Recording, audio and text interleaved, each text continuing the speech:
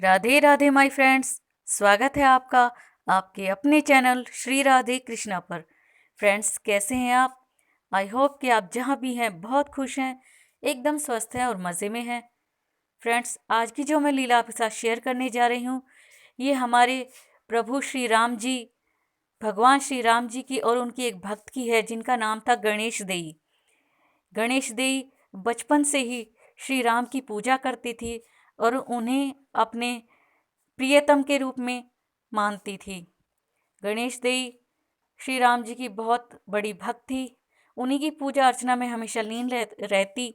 जब वह बड़ी हुई तो उनका विवाह ओरछा के राजा श्री मधुकर शाह जी से हो गया, जो कि श्री बांके बिहारी जी के बहुत बड़े भक्त थे। विवाह होने पर दोनों ही भक्त बड़े आराम से रहने लगे और दोनों ही अपनी अपनी आराध्य की भक्ति में लीन रहने लगे। एक बार की बात है, सावन का महीना शुरू हुआ तो जो राजा मधुकर शाह जी थे, गणेश देई के पति, उन्होंने कहा, देवी, क्या आप वृंदावन चलोगी मेरे साथ? हम जाते हैं वृंदावन और श्री बांके बिहारी जी के दर्शन करेंगे, वहाँ परिक्रमा करेंगे, उनकी पूजा अर्चना करेंगे और सावन खत्म होने पर हम अपने राज्य में ओरछा वापस आ जाएंगे। तो जो गणेश देई थी, उन्होंने कहा, राजन आप जाइए, मैं तो प्रभु श्री राम के चरणों में अयोध्या जाऊंगी और वहीं पूरा महीना सावन का बिताऊंगी उनकी सेवा में। तो जो राजा मधुकर शाह जी थे, उन्होंने कहा ठीक है। वो वृंदावन चले गए मधुकर शाह जी, और जो श्री गणेश देई थी वह प्रभु श्री राम की सेवा करने के लिए अयोध्या में पहुंच गई।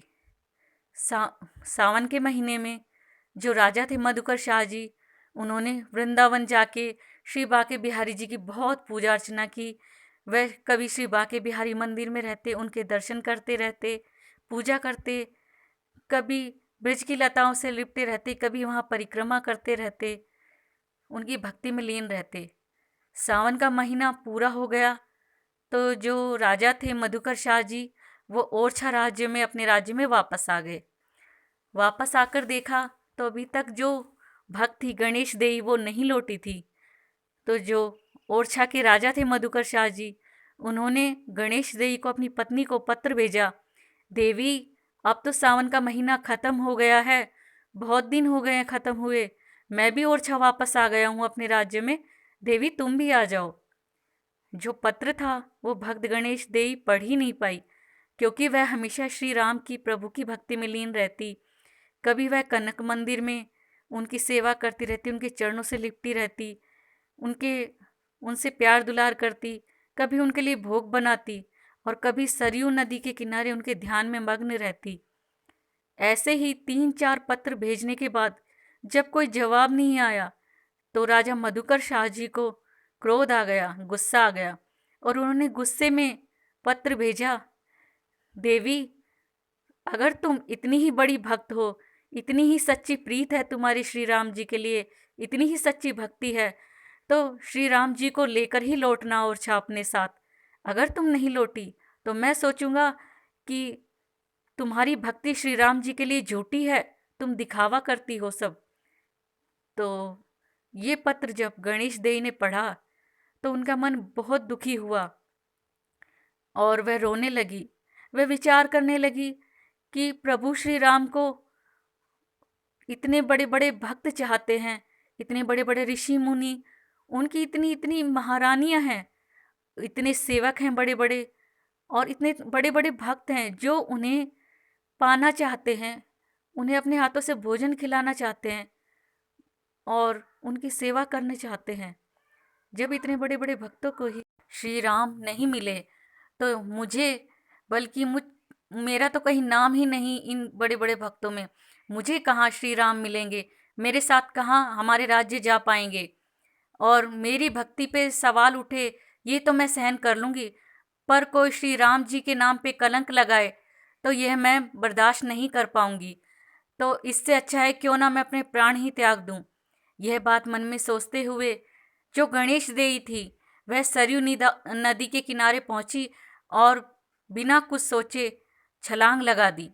जैसे ही सरयू नदी में गणेश देई ने छलांग लगाई, वहाँ से जो श्री राम थे हमारे प्रभु, वह कनक मंदिर से दौड़ते हुए श्री राम देई के पीछे पीछे सरयू नदी में कूद गए और जो गणेश देई थी उन्हें बचाया और उनसे कहा, देवी, क्या तुम्हारी और मेरी प्रीत इतनी कच्ची है कि क्या तुम्हें मुझ पे बिल्कुल भी विश्वास नहीं था जो तुमने अपने प्राण त्यागने की सोची? तुम राजा को पत्र भेजो और कहलवाओ कि मैं आ रहा हूँ तुम्हारे साथ। तो गणेश देई ने ऐसा ही किया। गणेश देई उस समय भक्तों फ्रेंड्स फूली नहीं समा रही थी, उसकी आंख से आंसू बहते जा रहे थे। उसे तो अपने भाग्य पे, अपनी आंखों पे यकीन ही नहीं हो रहा था कि प्रभु श्री राम उनके सामने खड़े हैं।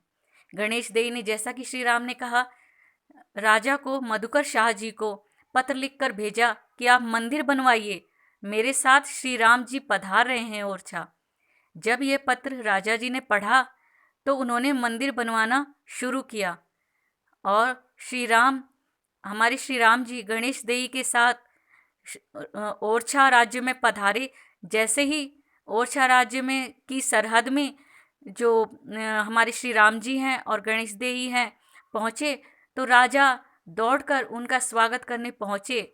और कहा जाता है कि उस समय मंदिर पूरा तैयार नहीं हुआ था, तो हमारे प्रभु श्री राम को जो रानी थी गणेश देई, उनके महल में ही ठहराया गया। तो जितने भी भक्तों ने सुना सब उनके दर्शन करने आ रहे थे। प्रभु श्री राम के दर्शन में पूरा पूरा दिन बीत जाता। प्रभु श्री राम खड़े रहते और उनके साथ साथ गणेश देवी भी खड़ी रहती। एक दिन प्रभु राम ने सोचा और कहा गणेश देवी से, देवी, क्या तुम्हारे पैर नहीं दुखते? तुम दिन में इतना परिश्रम करती हो और सारा दिन मेरे साथ खड़ी रहती हो।